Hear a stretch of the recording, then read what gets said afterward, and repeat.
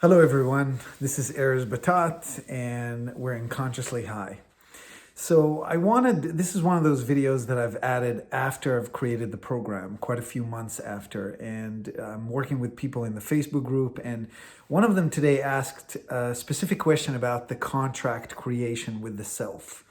And I wanted to give a little bit more insight as you know about the process, because this particular individual, he took the program very seriously, which is what I recommend everybody to do. And he was very successful in not smoking for the first time in his life. So good for you. And yet he was having a hard time creating the contract. And he was basically saying, look, I've set it up, in ways that I'm not going to go down that slippery slope, because I don't want to go down that slippery slope. I can feel I'm getting to the end of my program here, and I'm starting to ache for that joint because I know it's potentially coming. So how do I prevent myself from doing that? And so I've set myself with all these limitations. No more than twice a week, no more than 6 times a month, no more than 3 weekends in a row, so on and so forth. And I still, when I count all the times, I still feel like it's too much. And these are the times I want to smoke. So how do I find that middle ground? And so I've answered to him in the Facebook group, of course, but I also want to shed some more light on the contract creation process that is here in the program. So first of all, after I've created the program, I stopped calling it a contract.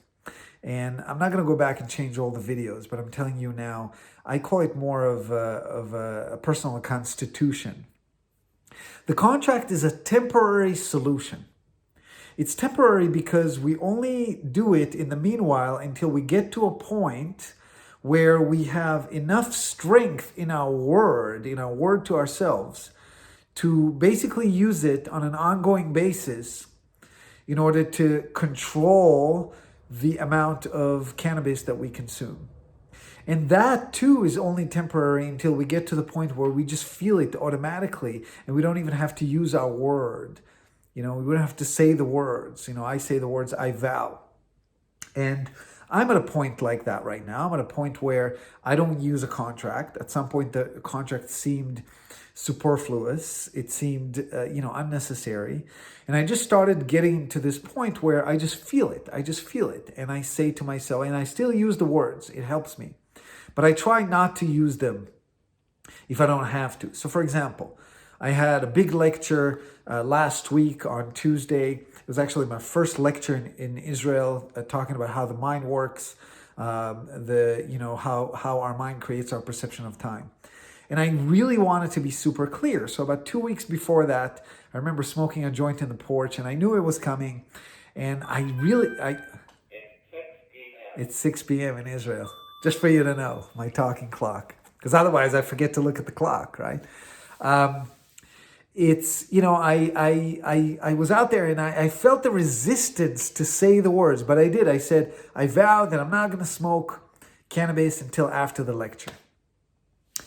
And a few things that I want to share. First of all, it was interesting to see that the desire dropped immediately. Like every time it happens, because I know I'm not going to break my word. I'm not going to break my word. It's an impossibility to break the word.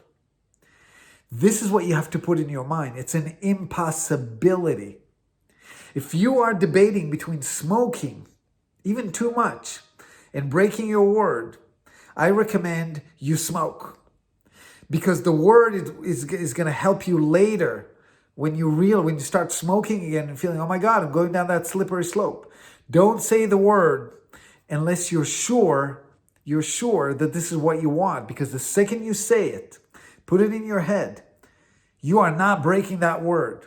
It is your most valuable weapon.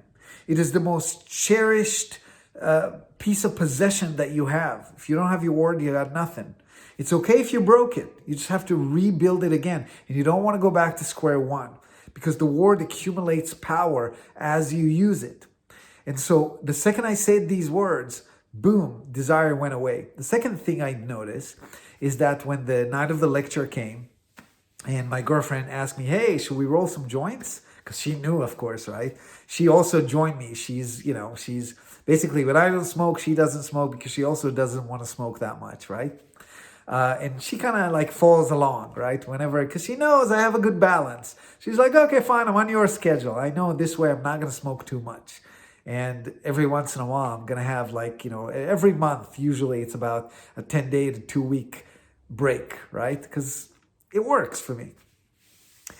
And I've noticed how I knew that day, in that morning, I already even though I didn't even feel it, I didn't even feel the passion, but the fact that I could smoke brought the desire. Okay? So it's just an interesting thing to notice. Now, what I want to say to you, that brave individual who asked that question in the Facebook group, is don't be too rigid. Don't build the contract from that place of, okay, I'm not allowed to smoke X time. And I know I've kind of guided you this way, and the contract I've shown you as an example sort of set it up this way. But ask yourself, have a conversation with your inner child and say, what do you really want? What do you really want? Okay, yeah, that sounds good. That sounds good. Okay, then go to yourself and say, okay, I'm the adult. Okay, that's too much. And go back to the inner child and say, listen, it's a little bit too much. So how about we do this and how about we do that? And in the beginning, if you're still debating, if you still can't solve that conflict, that means that you are not quite there at the point where you're trusting your word.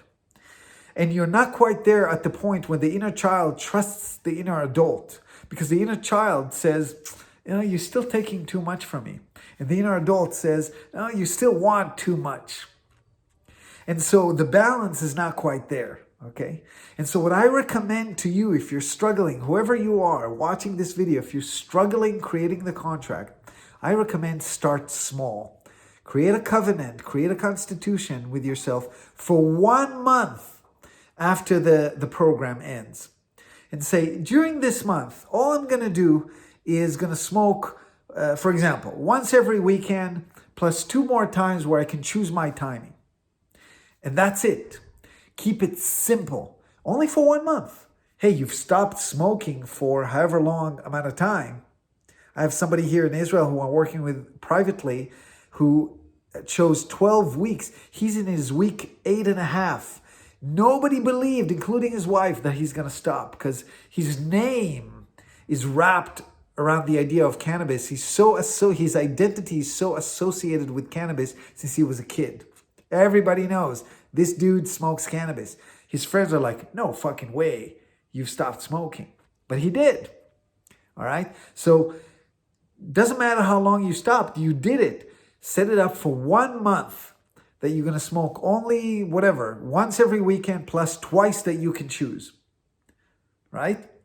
Then after that, during that month, write down when did you want to smoke but couldn't.